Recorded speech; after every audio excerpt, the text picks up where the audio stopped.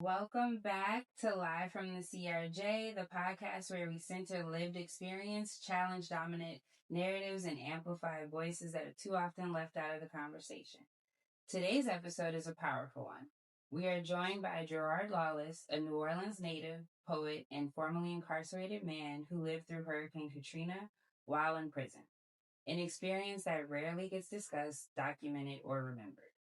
Gerard was released just 1 month ago, and instead of being defined by his past, he's actively shaping his future. He's currently writing a book titled A Journey Through Hurricane Katrina, an Inmate Story, sharing his truth from the inmate standpoint and using storytelling as a tool for healing, accountability, and motivation.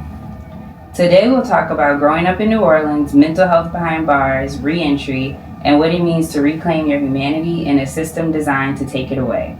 We're also honored to have two Dillard University students joining this conversation because intergenerational dialogue is essential to the work of justice and change. Gerard, thank you for trusting us with your story. Welcome to Live from the CRJ. I'm your host, Tia. I'm your host, Tanaya. And I'm your host, Luke. Good afternoon, ladies. How y'all doing? Thank y'all. I'm Mr. Gerard Caveman Lawless, New Orleans finest, and I'm just intrigued. Like I said, I'm proud. I'm truly blessed to be in y'all presence. All right, let's get started. Can you tell us more about your book, A Journey Through Hurricane Katrina, an Inmate Story, and what compelled you to write it now? Well, the book, A Journey Through Hurricane Katrina, Inmate Story, I've actually written it a couple of times, and I just decided or gained the initiative to actually pursue it. And it's just some intimate and detailed outline of our actual going through the Hurricane Katrina while being in jail. I was housed in the house of detention at the time on the fourth floor, and it just tells the story of me and a couple of guys and our interactions with the deputies, how we went through our days and how we got through it.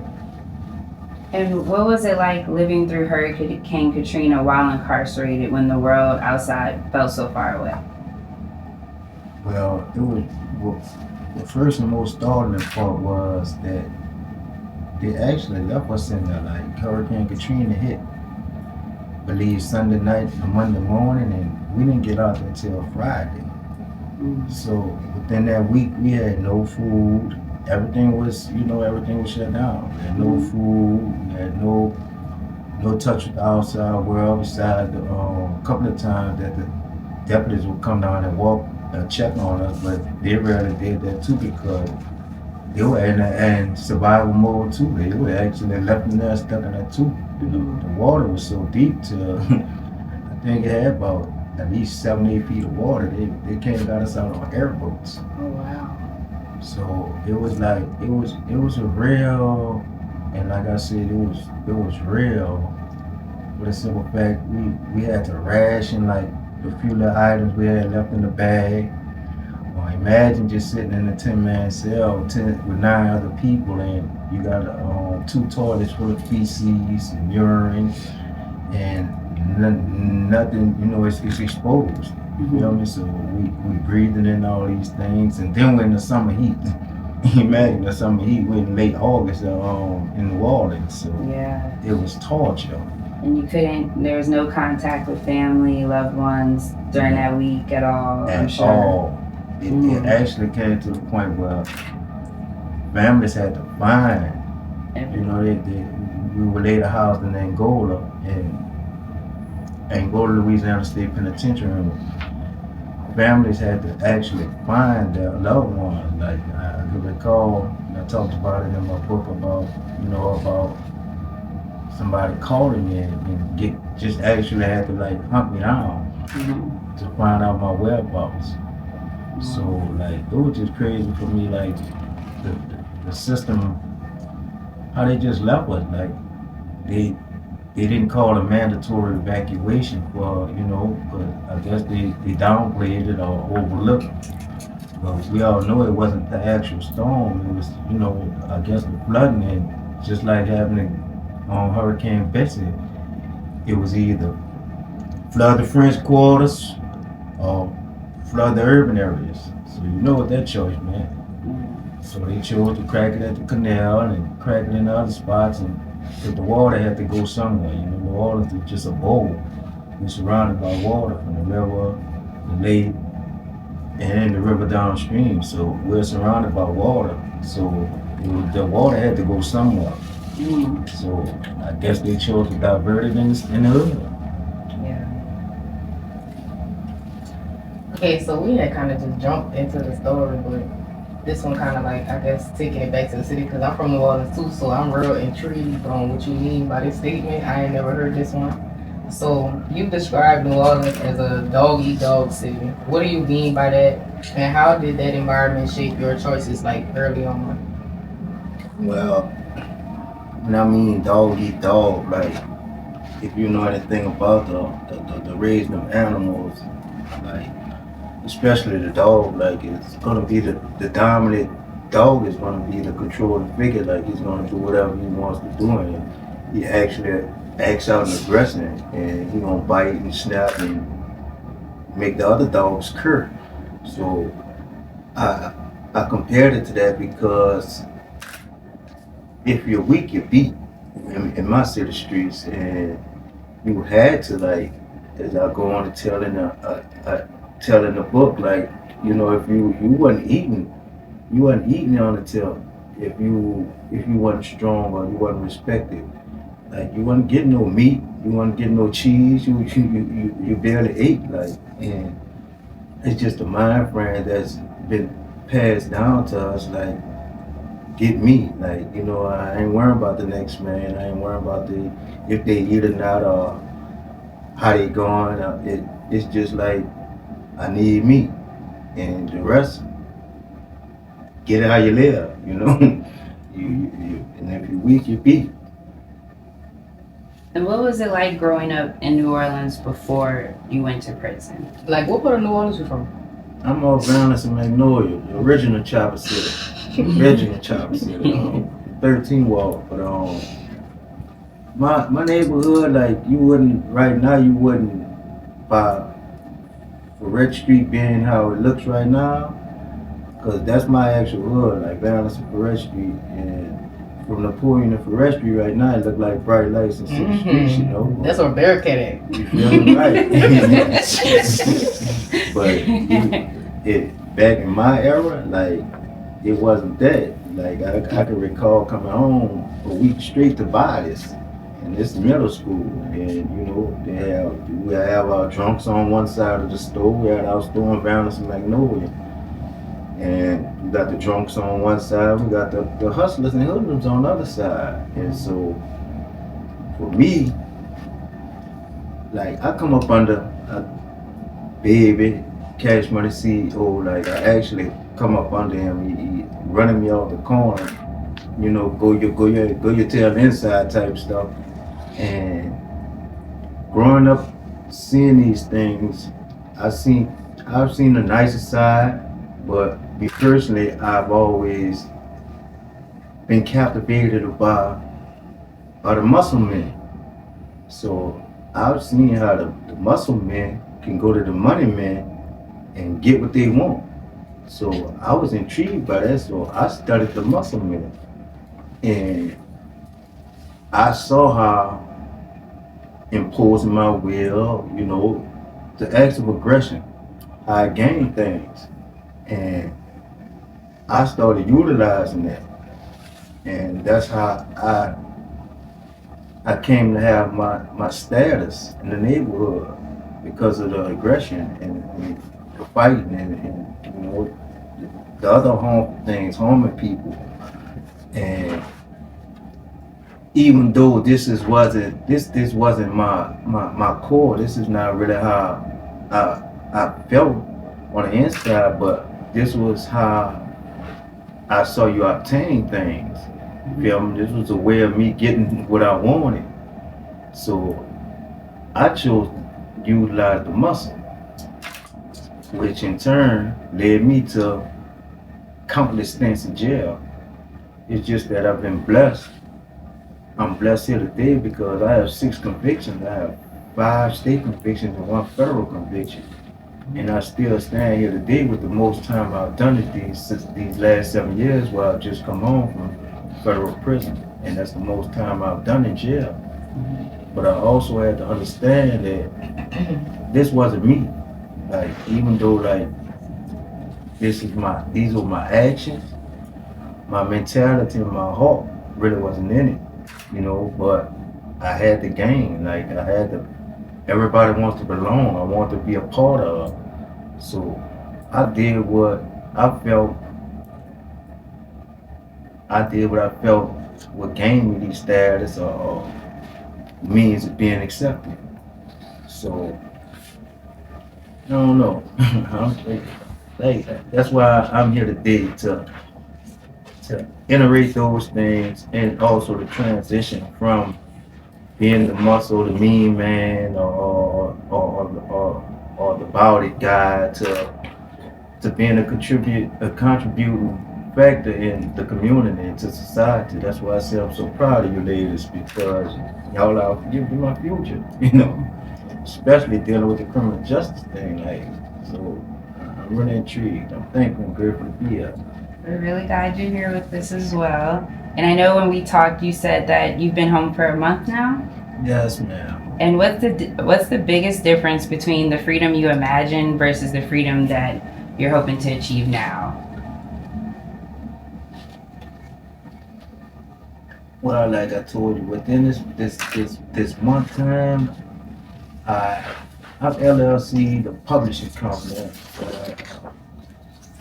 Inshallah, that I'll be putting my books out on. I'm pursuing work, but the biggest thing for me right now is just walking to the store, being able to just go to the store and see things, you know, and look, watch the grass, little things. You know, we take for granted behind those walls, like when we jeopardize ourselves and put ourselves in these situations. You know, these are little things that don't come to mind, but then when that reality hits, like, you know, it be these simple things, and that's crazy. I'm reading a book right now and it's talking about just simplicity, you know, just dealing with the simple things. So I wanted to just tap in, I guess. We were talking before this and I was telling you, you know, my brother was in jail for a long time and I was talking a little bit about re-entry. So what has re-entry been like for you, and what's been harder than you expected, and what's been healing? Well, they say I'm rushing, but it's hard for to get a job coming out of prison. And like I have SCCR certification, like this certification I've been had, but it still seems like I got it on the resume and stuff on Indeed, but it's still saying I don't fit the criteria. Like, I'm a certified welder, like I manage maintenance, and it's like they're saying I don't fit the criteria. And I've actually had a friend of mine I was talking to earlier, and she was telling me how she had just got hired at U-Haul, and U-Haul rescinded her due to the fact of her criminal background. And it was crazy because I could have sworn now that there was laws passed, I thought they would ban the box or whatever that stop these things, but yet and still they're it's still utilized. So I know one thing, that this is gonna be a barrier for me.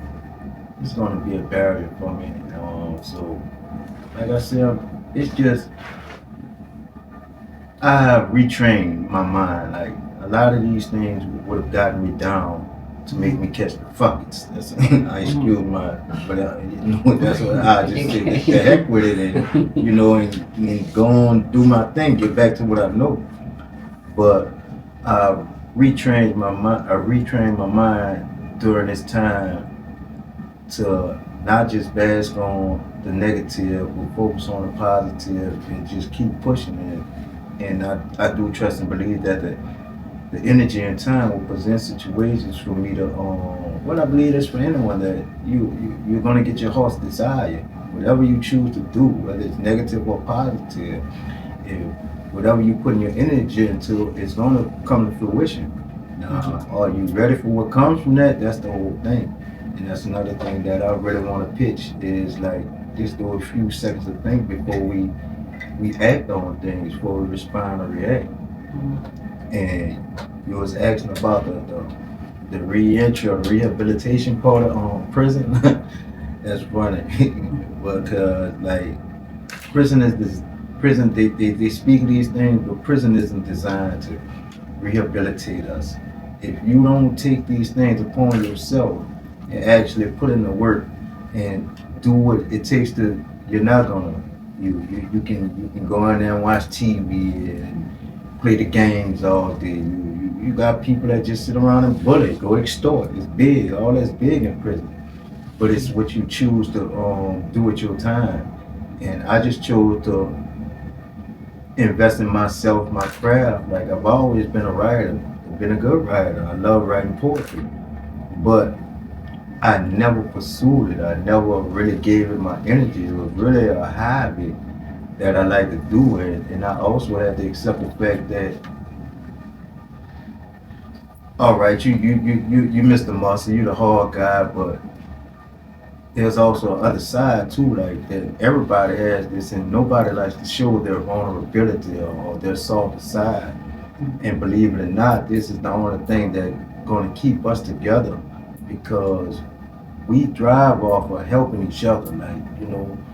So it was just big for me on practicing just simple smiling, because my demeanor will brush people off or make people run away from me. And until you actually experience somebody or a situation, you'll never know. But everybody has, well, most people have a preconceived notion when they go into interactions. And your presentation, like they said, first impression is everything, but it can be misjudged. You feel me? So I don't know how to take the time out though. Like I don't want. I'm not going back. Ain't no I don't want. I'm not going back to jail. Jail is no longer an option for me. And I just want to contribute to, and I know this is my thing. I'm here to be of service. You feel me? And I know my life, my journey, can contribute to the betterment of someone else. So that's why I'm here today, to expound on my life, my situation, things I've been through, hoping that I can gain a heart and help somebody. And I know you said that you used poetry as like an outlet while you were in prison, reading, but how did you prioritize your mental health? Because I know at first it's a shock to even be in an adjustment to be in prison, but how did you get to a point where you're like, okay, how you said, like, I'm going to invest in myself, I'm going to get into writing to free my mind? Like, how did you get to a point of prioritizing your mental health? Well, I'm gonna tell you this. For one, you have to establish, especially in prison, you have to establish your physicalness. You have to be knowing that you bought it, or you're handling your business, because you gotta understand we're dealing with misplaced energy a lot. So we're all just looking for ventilation systems today, something to get our pain off, or somebody, you know, to open up, understand, or just to get off on. So me personally, I just chose to pursue that. Like I said, I love reading, I love writing, and instead of me, like I said, this is my sixth Jose, which means doing time. You know, we call Jose in pass the time and doing time. And I just chose to invest in something that was making me better, you know, that was actually helping me release my pain, because like I come up in the era where, you know, we was taught to swallow everything, you know, shut up, man up, things of that nature. So my childhood, like I was physically abused, mentally abused, and I've never dealt with these things. So the poetry was my ventilation, you know. So I like to expound on the struggle and getting through the day. It's not all the Romeo and Juliet stuff, but I like to expound on the struggle, like, you know, how we deal with things, how we better things, you know, even much of the darker side of things, because running in these city streets, you're gonna see it. Come on down, you're thinking you just gonna party. I promise you, they got another thing for you. How did phone calls with family and loved ones affect your mental health and emotional state while incarcerated? Now, this was big. Big up to the Lawless gang, all my Lawlesses, my nieces and nephews, my sisters and my brothers, because they were pivotal. They were very pivotal in this, and they just don't know, like, since COVID, the phone calls were free. They gave us 500 free minutes of phone time, and my little niece Landrika, she I used to call her every day just so we could run it, you know, and she just don't know, like, it was just big for me just to have somebody to talk to, or to vent, to tell my dreams and aspirations to somebody to talk to, because you can't do these things. It's very seldom that you find people on these pages like a betterment in prison. You feel me? And you're not gonna find yourself sitting on the body rack talking about no positive stuff most of the time. You feel me? Because prison it's a monstrous place. It can be very monstrous. And like I said, this interaction, man, I love my Lawless gang, you know, because they really held me down, I must say. This one here, they held it down. And I've had Josephs where I didn't have $1. Well, I'm living off the kitchen. Well, I'm stealing them in the boils in Concord. I'm smuggling in the vegetables that we picking out there in the yard, you know, just so I can have something to eat at night. So the communicating, like, please reach out to your loved ones, like, because it's really big, like, just to know that you matter, you know, that somebody's thinking about you, because we way in the country, now I done been state to state on this fed, yo, so we way out here, we don't know a lot of people, and like, we're actually gone. And I know, me personally, I know how much I matter to my neighborhood, to my family, and so that has been a big thing for me too, because I'm not just hurting myself. Like, I have a granddaughter now, and I have 2 sons. So, and right now, my youngest boy, he was 5 when I left. He's 12 now, and our relationship is rocky because he don't know me. And it's hard, but we breaking the ice. But it's hard, we gotta find some relatable ground. But the family dynamic, the friend, the loved one dynamic of this thing, especially dealing with people that's incarcerated, like, it's pivotal. I mean, you can really help them change their lives, but in the end, it's all on that individual. You have to take the time out. You have to want better. You have to put forth the action. If not, you won't get the outcome, get the same outcome you've been doing. And what this insanity is, I'm doing the same thing, expecting different results. And I know you said the phone calls helped you get out of trouble as well. Like, you knew, yes, because you had a call, you try to, not get into a fight, or because you wanted to make sure you had access. Right. Because I'm not going to jeopardize, like, because I get in trouble, I'm going to the hole. You go to solitary, you get the phone in solitary in the feds, you get it once a month. You get one 15-minute phone call for a month. And like I said, my little niece, me and her conversation, me talking to my brothers, me talking, ignore that, man. Me talking to my family. That was essential for me. Like it also kept me on the up and up because like you got things to do now, kid. You got stuff to do now. So you can't be jeopardizing that. But at the same time, you still got to do what you got to do in there too. Like, and that was another battle for me too because a lot of things I learned, I had to let it slide. I had to ignore it. I had to bite my tongue on a lot of things that I usually would entertain. Because if I entertain it, now I'm getting set back. Like I said, I'm going to the shoot. So when you get into any infraction, now they taking they call good days. They're gonna take your good time. So actually, I call it pushing your birthday back. You know, they're gonna push your birthday back, man. You're gonna get a new release date. You're gonna lose days, and now your release date has changed.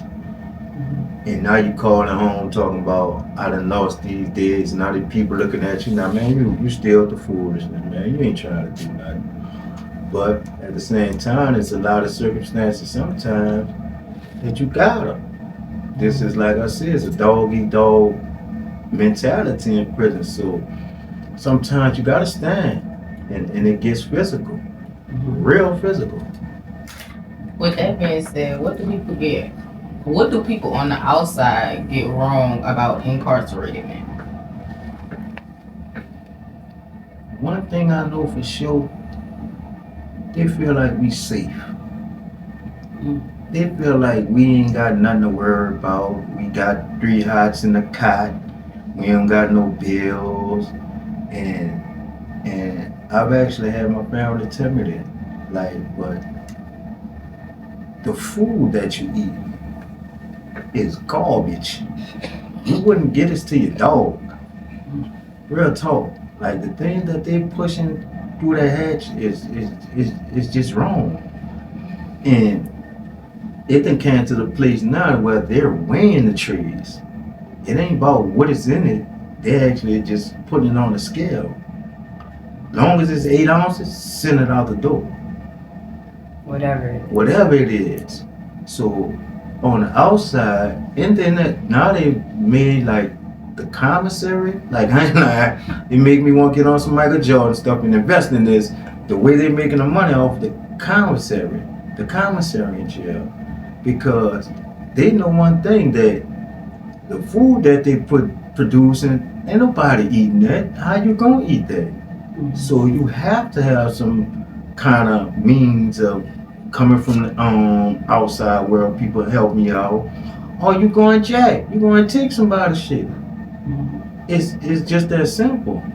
But it's survival to what we see fit. But I know they feel like everybody's safe, everybody's straight. We ain't got nothing to worry about. They don't know about the knives getting pulled out as long as my arm on you, things of that nature. Like they don't know about the COs that just he got a messed up day, so he gonna come in there and tell you don't have, you living in the 6x9, and the little things you have, he coming in there and destroying just because he had a bad day. Or just because you said the wrong word.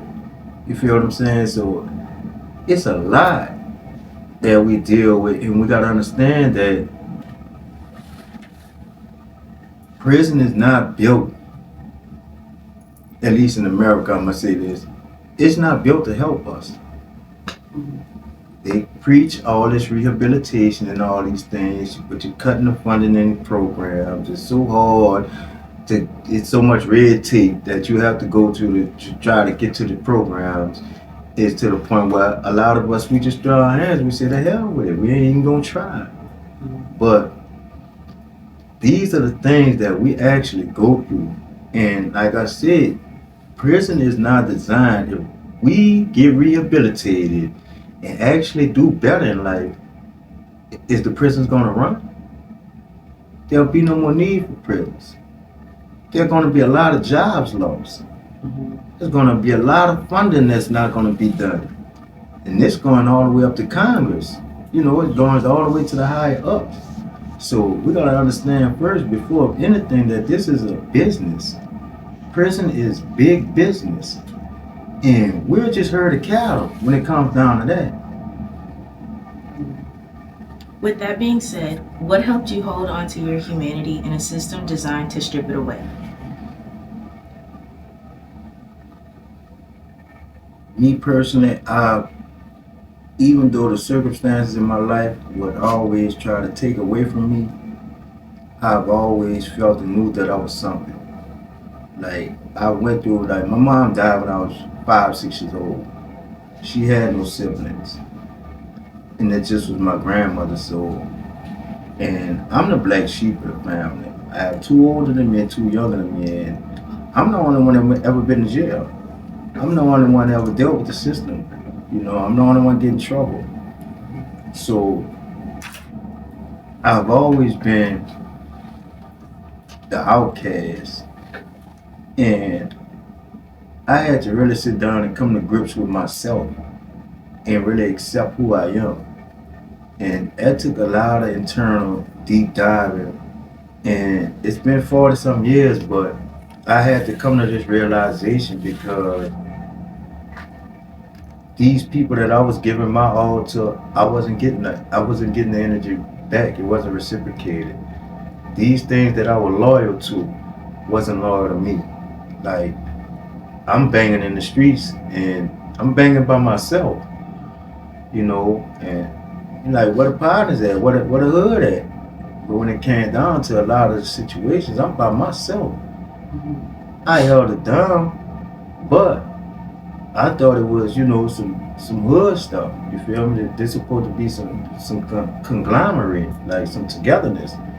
And these are the fictitious things that are pitched through the gangs, through the we got the cars and the feds. They got the cars, they got the cliques or whatever. And when it came down to it, I couldn't get a soup from half of these guys that I was supposed to be dying for. So what kept me was purpose. I actually know, I've been known that these conversations that we're having right now are my purpose. I've always been a voice and somebody that they'll listen to. But like I said, the purpose, I know that there's a reason for me being here. And I've learned that if I don't serve my purpose and follow my heart, I suffer. You know, that's what I believe sin is. You know, when you're going against yourself, because that's when the mental antagonization goes on. You know, and you antagonize yourself. You know, those thoughts running through your mind, flipping, and I just had to realize my worth. My position. It's another thing. That's another thing. Everybody here wants to be a chief. Everybody, there's all chiefs and no Indians. Nobody wants to play their position in the system, which is our own systems. Nobody wants to play the position. Nobody wants to be the cameraman. Nobody wants to be the one who runs the wires. They just want to get behind the mic. They want to be seen. But in order for everything to work, everybody has to play their position. And for me, I just I'm learning my position. I'm actually coming to grips with my position. And I'm finding out it's a lonely road. And I want y'all to understand that, like, when you're serving your purpose and you're seeking you, it's going to be lonely. Because a lot of people are not going to want to see you be better or do better, or they're not going to even much expect you to be producing these things. Like, you couldn't tell nobody right now that Caveman is at Dillon University doing a podcast about to speak to a graduating class. And I'm talking about from Cash Money CEOs on down. You couldn't tell these people that Caveman is doing these things. But yet still here I am. And that's only because of purpose. I got here from walking to the library, walking to the gate, asking for resources for my book project. Like, I need some funding, I need some help, and y'all landed in my lap. Like, it's just was a blessing, and that's why I truly believe in when you follow your heart, everything's gonna land right there for you. It's just that I gotta be prepared. You gotta be prepared because it's gonna come to fruition. Whatever you put your energy into, it's gonna come. But how you gonna handle it? All you're gonna be able to handle it. But it was my purpose. My purpose. I really feel like it's time. It's time, Gerard. It's time, Caveman. It's time. And that's just been my mind lately. Okay, well, I really appreciate you coming, talk with us, and we talked about your book and everything. But do you have any questions for us or Dillard students in criminal justice that are in the room? Well, I'm about to speak, but I want y'all to know, like I will constantly say this because this was pivotal in my life. I'm proud of y'all. You're actually contributing to the betterment of the community. And the thing is, I want you to put emphasis on your morale, because these are the things that the so-called criminal justice system is lacking on. I know there's a criteria and there's rules that we have to follow, but we're also dealing with human beings. We're dealing with souls that you're going to have power over. You're going to be able to direct these people's path. You're going to be instrumental in how the rest of people's lives go. So I just would like y'all to take mine, because everybody has a heart. And I've learned that understanding is the key to life. But everybody's not open to it. And I just want y'all to perceive and be open to the energy. I know the propaganda is going to be there. It's going to be big. The Instagramming and all this other stuff. And it's influential. But I want you to know the power that you hold. You're going to have lives in your hand. You're going to be the dictator of people's families. So when you're doing your paperwork and you're making these decisions, humanity in the end, we're humane human beings. That's all I got for y'all there. Do you have anything you want to add or say before we log out? I like what you mentioned about purpose. I really do like that, because having purpose, knowing what your purpose is important for, doing what you want to do in life. So I like that. I'm gonna keep that in mind. Yeah, talk. But see, that's the thing. That's another thing. Go ahead on and understand. You keep it real with yourself. When you look in the mirror in the morning, when you get up, or when you keep it real with yourself, and work on the things you need to work on, and accept the fact of the good things about you. Like I said, they're gonna constantly pitch your flaws. They're gonna constantly pitch our XYZs in front of you. But the accolades, they don't talk about. Those are going to get pushed to the side. So it's up to us to big up ourselves. You feel me? Because they're not going to do it. If you're looking for somebody else to do it, it's not going to happen. You may quite sure you're blessed with family members that probably do push you. But I didn't have these things, so I had to man up. But I want you to bask in your goodness. Yeah, we all got flaws. Everybody got flaws. So what? That's something I'm gonna have to work on. I'm not the same, but I'm getting better. But that's all I got for y'all. All right. Well, thank you so much for joining us. And if people want to get a copy of the book that you'll be releasing soon and more details on your story from your Katrina experience, they'll be able to find you how. Well, y'all, I'm my old head, so I'm still. All I got is I got the Facebook at the Gerard Lawless. on Facebook. I'm building the website right now. It's thatlawlessboy.com, and it'll be coming under That Lawless Boy Publishing Company. So y'all look out for that, man. And y'all just send me that good energy, man. All right, well, thank you so much. And that is a wrap for us. We'll be having an episode on YouTube soon. Okay.